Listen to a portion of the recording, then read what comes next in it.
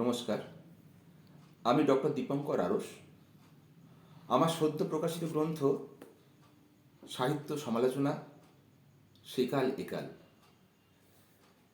এই গ্রন্থটি প্রকাশ পেয়েছে বঙ্গীয় সাহিত্য সংসদ থেকে এবং তাতে এই সংস্থার যিনি কর্ণধার দেবাশিস ভট্টাচার্য মহাশয়, তার অবদান অবশ্যই রয়েছে। এই গ্রন্থে বেশ কিছু বিষয় নির্বাচন করা হয়েছে, যে বিষয়গুলি মূলত উঠে এসেছে প্রাগাধুনিক, আধুনিক এবং উত্তর আধুনিক কাল থেকে। প্রায় 16টি বিষয়ের উপর আলোকপাত করা হয়েছে, অর্থাৎ 16টি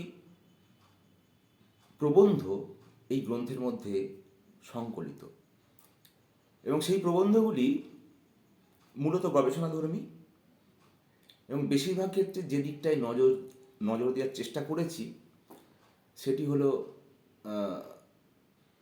বাংলা সাহিত্যে যে বিষয়গুলি তুলনামূলকভাবে কম আলোচিত বা গভীরে প্রবেশ করা হয়নি, যে বিষয়গুলিতে, কিংবা অনালোচিত এইরকম বিষয় এই গ্রন্থে স্থান পেয়েছে।